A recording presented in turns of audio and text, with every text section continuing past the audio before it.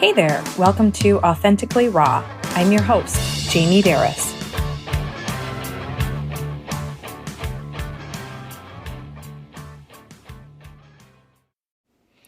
I don't know about you, but I've always been a seeker of wisdom. I want to understand things, process them, apply them to my life, and obviously share them with others, like you beautiful people. But I want to be wise beyond my years so that all of my years count, so that I can make informed decisions and have a positive impact on my life, and I don't waste precious time doing things that cause a ripple effect of destruction. Because let's face it, however we react to life, it causes a ripple effect. And if we react in a positive, healthy way, then that's the ripple effect that we give out. And if we don't, if we do things that make a destructive impact on ourselves, it's going to make a destructive impact on others. But this has me thinking a lot about authenticity too. And I realize in many ways, just like you, I do think I'm wise beyond my years, but yet I feel there's many lessons that took me really way too long to fully absorb, and they robbed me of so much joy, love for myself, and love for life. And why? I think I had these crazy beliefs and ideas that truly were ingrained in me from just decades ago, probably started in childhood, but I could have adapted, who knows, my teens, 20s, 30s, who knows, We adopt this stuff at all different times in our life. But the harm comes when we never challenge some of these common beliefs and thoughts out there or question their validity. And I think we need to. This whole show is called, Authentically Raw. How do you live an authentic life if you just kind of adapt to everybody else's beliefs and you never stop to question the validity of them? Are they true for me? It's bottom, plain and simple. But think about it. When we're toddlers or we learn how to walk, and talk and all of that, we ask a ton of questions. Remember, 2-3 years old when kids learn how to work? They ask a ton of questions. And the favorite seems to be why. On repeat. Every question is followed by another question. Why this? Why that? And as a parent, after the 10,000th question of the day, I sometimes found myself saying things like, it's because it's just the way it is, or because I said so. And part of that just came from exhaustion. I can remember being in the car just thinking, can't you just look out the window? Or where's that movie, right? I just want some peace. I'm tired of answering these questions. But honestly, I was a little bit mystified by their curious little minds. And it makes me wonder, when do we lose that? When do we lose that curiosity and start to question things, not in a bad way, but in a good way for our own good? And the thing about it is I feel like sometimes some of these lessons that are so obvious, they don't always click until, sometimes decades later, and oftentimes when people are feeling stuck. And we finally, I think, need to just ask questions like, what was spoon-fed to us by the world, by our caregivers, our siblings, our teachers, stuff that we've absorbed from movies, friends, social media, or wherever we absorb our information. What is being spoon-fed to us that we are just taking into belief? Because even as an adult, we think we're ultra smart, which we are, but it's really easy to do what they say, right? Or what they do according to what they think, the they people, whoever the heck they are. I don't know. I don't know about you, but it makes me feel kind of controlled and powerless. I want information at my fingertips. Thank you, Google. We live in an age where it's just cool. We can look up anything, but how much are we questioning? And I can't stand the loaded word of should. Everything is a should. I feel like we're bombarded with everything we should do because they said, right? And to that, I ask why. Why should I? Because even if it's what you say or they say, it's what they do and it's what they think. So I should do it. They and should are those two key words I think we all need to question. And we should really get wise and approach everything with curiosity, like little toddlers, that are asking why all the times. Because there's billions of shoulds in the world, and there's a billion more beliefs to back up those shoulds. But, whose beliefs are they? And do they align with your own beliefs? Do you question your beliefs? Do you know your values? And I often wonder with what they say you should do, what are they trying to get you to do? And a lot of it, if you're out there in the world, it's to buy something. And sometimes it's, to feel crappy about yourself, so you'll buy something. Truly, if you really stop and think about a lot of they says and they shoulds, right? Or to get you to do something, and is it for your own good or is it for the better of somebody else? And why don't we question this stuff? Because other people's beliefs and shoulds are totally worth considering. We need to ask advice. We need to look things up. But if they don't enhance like the quality of our life, we have to just get rid of them. Because I think of how many things that we think we should be doing because they said so, and it truly doesn't enhance our lives. It makes us feel worse about ourselves. It puts extra stress on ourselves. And I think of the ridiculous amounts of time and energy that it kind of almost, I don't want to say the word forces, but it makes us compare ourselves to other people, and then we guilt ourselves when we've really done nothing morally wrong. We've just either not done what they said we should do, or, we're stuck trying to do what they said we should do, and it doesn't work, but they said we should do it. I know I'm going on. But seriously, we punish ourselves based not on meeting the expectations of other people's beliefs, right? And what they think we should be doing.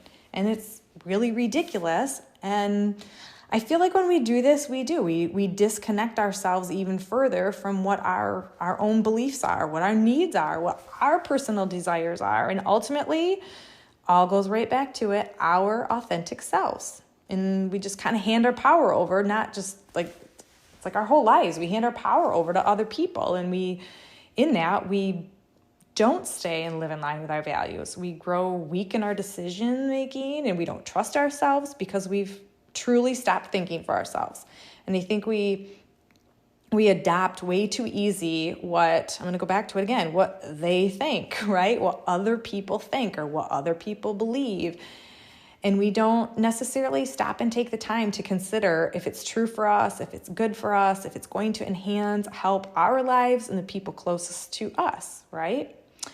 So it's just got me thinking, because I want to stay wise above my years, beyond my years, so I can live more years, right? And live really good quality years. And I just think that if we want to keep growing and evolving, we need to stay strong in our beliefs and our authenticity by challenging these common beliefs and misconceptions that often result in us feeling ashamed or not enough, like we're guilty, we're failures, we're just these rotten, uncaring people. There's so many little beliefs out there that cause us to just feel crummy about ourselves. And I think a lot of it would be solved if we just get back in line with our authentic selves. So there's a ton more, but I came up with 7 kind of BS little beliefs that float out there, or lies, whatever you want to call them, that we really should question to see if they are truly in line with our beliefs or if we're just aligning with other people's beliefs and it's really making a negative impact on our life. So the first one, I hear this one a lot. It's all the self-care stuff, and it revolves back around to self-care is selfish. First, I looked up the word selfish, and let's understand the definition of the word selfish. A couple things here. Selfish is being excessively or exclusively concerned with yourself with little regard for anyone else or their feelings. It means pursuing one's own agenda with the intent to harm others. And a selfish person gets what they need from others without appreciation, and then they drop them when they can no longer use them for their gain. So that is basically the definition of a selfish person. Self-care is basically taking care of one's own health. Your physical health, your mental health, your emotional, and your spiritual health. And it's setting boundaries for yourself. Taking care of your body and your mind by giving it what it needs, I don't think that's selfish at all. It's being kind and loving to yourself. Self-care is a necessity. It's not a selfish indulgence. Like when your cup of self-worth is full, you're not the only one that benefits. It's that ripple effect. I mean, the entire world does. There's nothing selfish about that. That's extremely selfless. Just something like turning down an invite because, I don't know, maybe reading a book on the couch is what you need. That's not selfish. That's self-care. And if someone else is offended by that, I think that they're selfish, right? Or saying no to helping someone on a project because you currently have more than you can handle on your own plate. Some people might call you selfish. And you know what? You have to stay in line with your values and your beliefs and know that this is what I need for my own self-care, and this is selfless, and it's not selfish. It makes me wonder, because when we carelessly throw like that label of selfish around, when people are truly meeting their own needs through self-care by saying no to something that possibly we think they should say yes to, or maybe they're doing something to just better themselves, we're not regarding their needs if we want to slap the whole selfish label on there. And, we're often only considering our own, basically, and how someone doesn't share our beliefs. Or maybe you're on the other side of this, where you've been called selfish and you know that you are just really doing what you need to do for you. You've done nothing morally wrong, and someone just feels a little bit slighted because basically they were the ones being selfish because they wanted you to meet their needs. So it's really worth just questioning. It helps you stay true to your authentic self. But I feel like we can use that word selfish to control each other. And not too many people want to be labeled selfish. And when we throw that word around, it can just really push people to conform to our beliefs in what we want them to do for us or do differently. And it kind of comes right back to that. So who's being selfish then?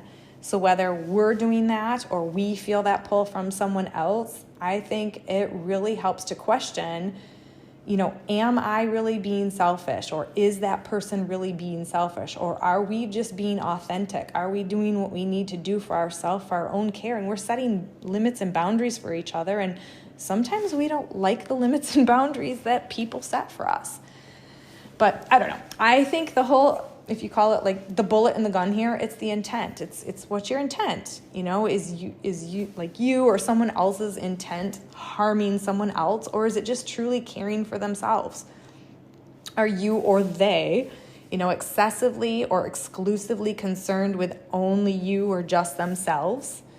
These are some questions to ask, because these are the selfish questions, right? Of the definition of a selfish person. Or, do you care for yourself by getting what you need from others with little to no appreciation and then you drop them? Well, yeah, then you're being selfish. Or if you feel someone does that to you, they're being selfish. You need to make a decision, right? So, that's the tricky part between the selfish, because I think so many women in particular, we feel selfish for taking care of ourselves, and it's not. It's a very selfless act. So these are just great questions to consider before we believe like all the lies about self-care. And, with that, I guess I have to just ask you the question. When was the last time you did something that benefited, your overall well-being? When you made a decision or did something for yourself? When was the last time? And how can you get more of that in there? How can you incorporate more of that? So number 2, this is kind of a lie or a belief to question to stay authentic to yourself, is that generous people overgive. So no, they don't. Generous people give from their heart and are therefore driven by love and not fear.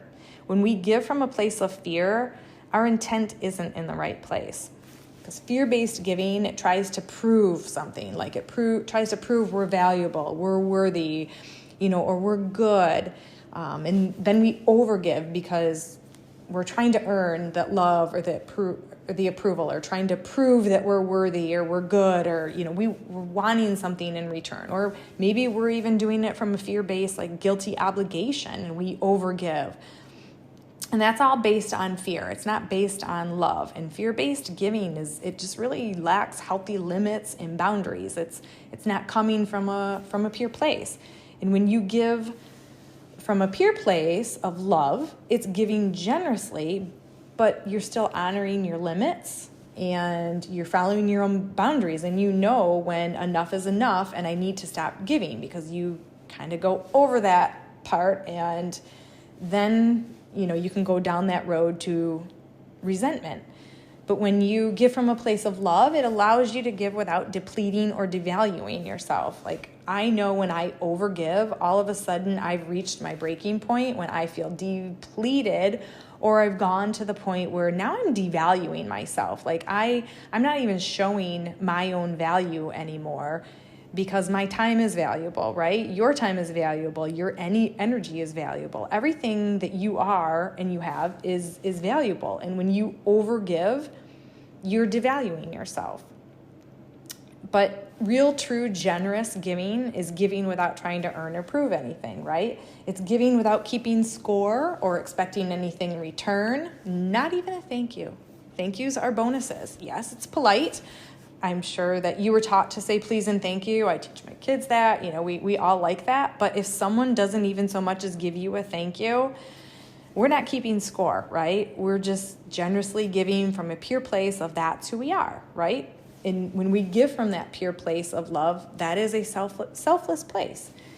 And when we give from a place of fear, it's more selfish, and it becomes controlling and manipulative. So something to think on there. Are you generously giving but not over giving? And question those limits. The third one I came up with was a lack of conflict means you're a good person. I really truly used to believe this, and oh boy, did this create a big mess in my life. And you are not being authentic. If you avoid conflict like the plague, you are not living authentically. You're hiding from yourself.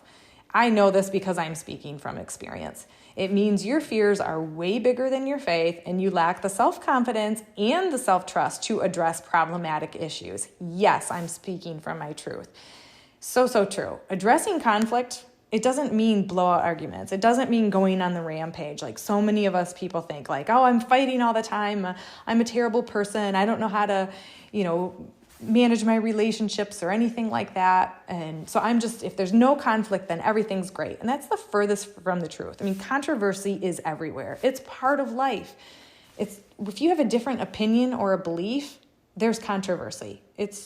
That's all it is. It's disagreements. It can be differing perspectives. There's an opposition in life. This is every day. I mean, as flawed humans, we hurt each other, right? And we just don't see eye to eye on everything. There's conflict. But these problems, they're just growth opportunities. They're not the end all. That's all it is. It's communication. It's problem solving. It's teamwork. It's, valuing other people and their beliefs and letting them be them and do them, and allowing yourself to be you and do you. And when you just avoid confrontation, you're just putting walls up around yourself and everybody else. I mean, confronting conflict with emotional maturity is truly what moves us towards resolution. You're never going to find a resolution to your problems in life until you can confront conflict in your life. And avoiding conflict doesn't make you a good person. It really truly makes you a resentful and bitter one, because you're suppressing all of your negative emotions. And promise, you do that long enough and they either debilitate you or they build to the point of explosion. So you either just become so depressed and because you've suppressed everything, or all of a sudden you're just blowing because you're like hot lava out of a volcano. So at the very least, they might, just leak out sideways. But truly, you can't be authentic and suppress your feelings and hide from conflict. There's just no way. So I think the whole, lack of conflict means you're a good person. That is something to challenge and question, truly. The number 4 one I came up with is this little belief saying, what will they think? So we talked about the they already a little bit. But first, truly, who's they? Do you question yourself? Who is they? And where do they live? And who invited them into your headspace? And why do you give them your power? Like, why do you give your power away? Why are you giving them headspace? Why are you giving them your energy? Why are you giving them your attention? Why are you letting them dictate your life? Oh, so truly, I mean, what's going to happen to you if they think the best of you or they think the worst of you? Either way. And how much time and energy truly does it suck from your life to concern yourself with what others think? Truly, what's more important? Number one, I think the most important thing is what my Creator, what God thinks about me. And if I think what He thinks about me, I'm thinking some pretty good things about me. And so are you, right? It's when our mind gets all infected by what we think others think, or even what they say. But truly, if people have your best interest in mind, they won't be criticizing and judging you. They will be supporting and empowering you.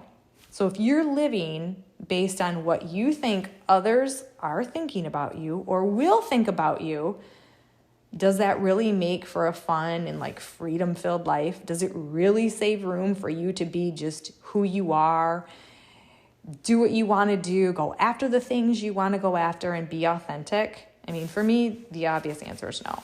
It just sounds like being held prisoner by someone else's thoughts and putting them above what you think about yourself and what your Creator thinks about you. And I think those are big no-nos. So, number 5, asking for help is a sign of weakness and dependency.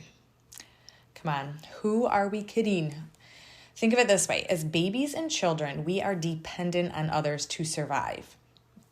And as we age, we're gradually taught to become more responsible for meeting our own needs and being more independent. It's a gradual process. But we were helpless infants because it wired us for human connection, right from birth, just to grow in independence along the way and eventually come interdependent on each other. Healthy relationships require balanced amounts of dependence. We depend on each other for sharing responsibilities, for support and guidance. And asking for help doesn't mean we're incompetent. I think it means we're smart and we're humble enough to know that we don't know everything, and that we're clever and courageous enough to be resourceful and find someone who does and ask for help. We accomplish far more with the help of other people than we ever will alone. To me, that's being independent. It's knowing your needs and asking for help with meeting them.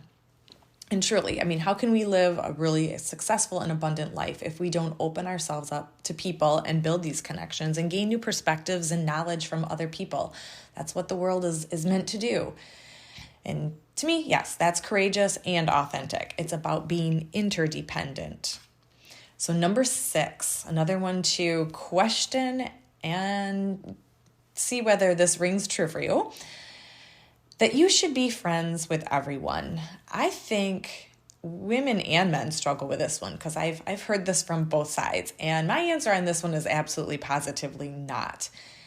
I do agree that being a friendly person is very important. There's no doubt that this world could be a friendlier place because, it just could be. It's kind of harsh out there sometimes. And we just all deserve really to treat each other with more respect. But plain and simple, not everyone's good for us. I mean, some people are toxic. Some people just bore us. Some people make us cringe. Some people we just don't like for whatever reason. It doesn't really matter. It's all valid.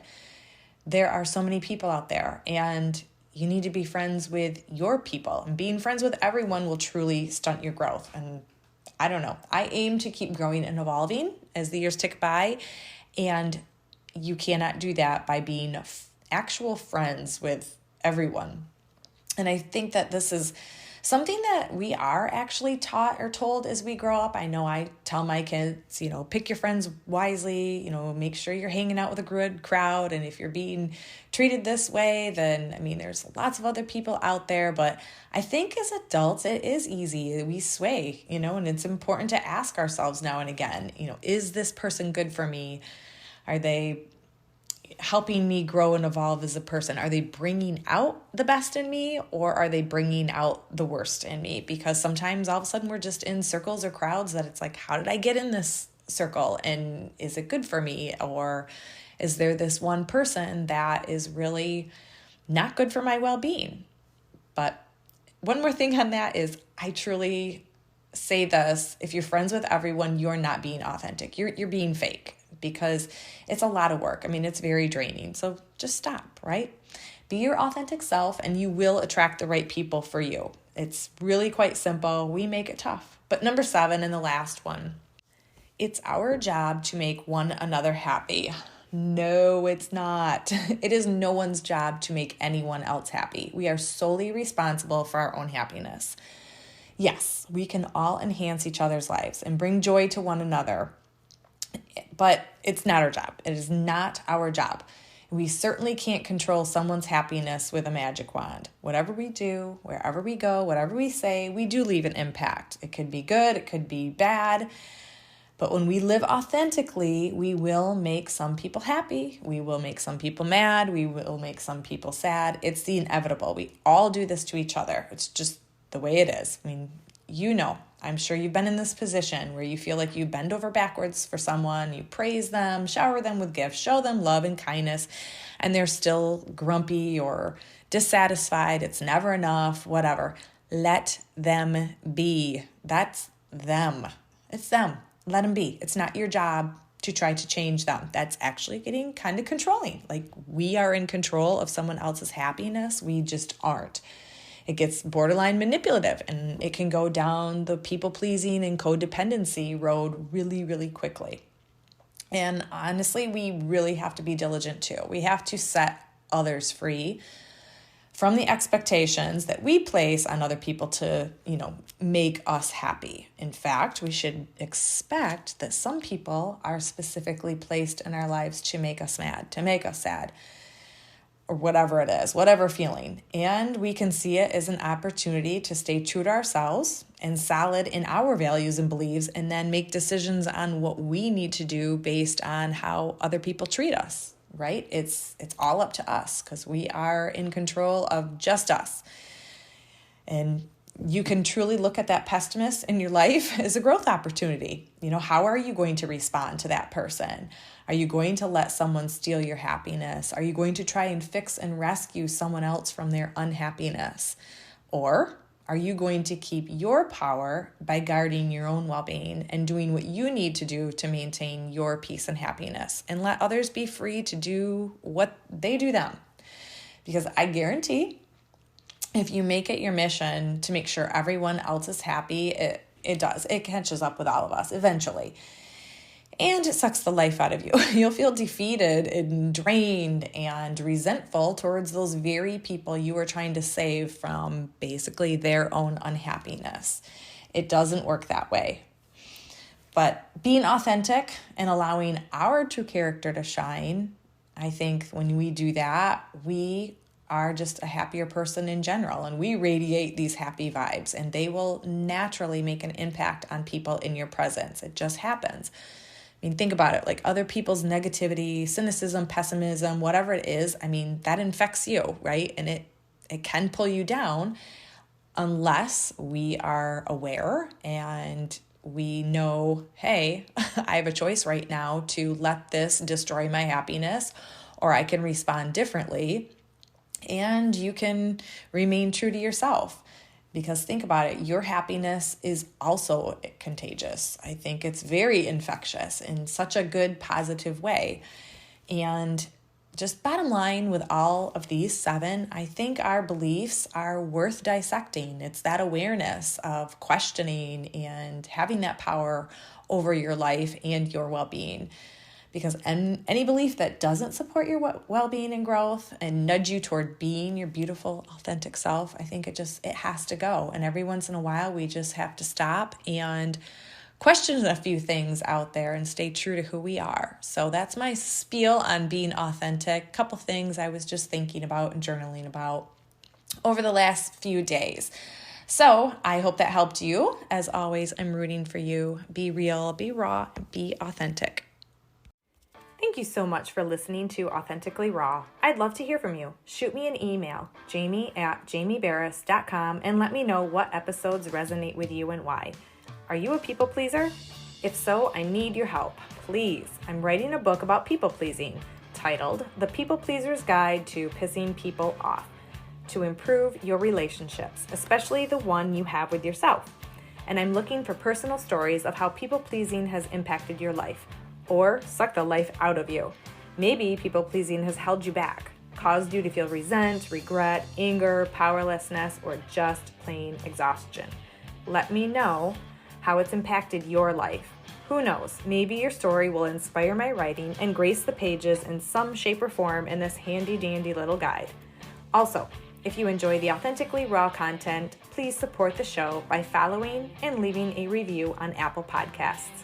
Simply scroll down through the episodes and you will see where to do so. Want to learn more about life coaching? Head over to my website, jamieberris.com, and check it out. You can also follow me on social media at Jamie Berris for lots of inspiration and empowerment. One last thing, I'm rooting for you. Be real, be raw, be authentic.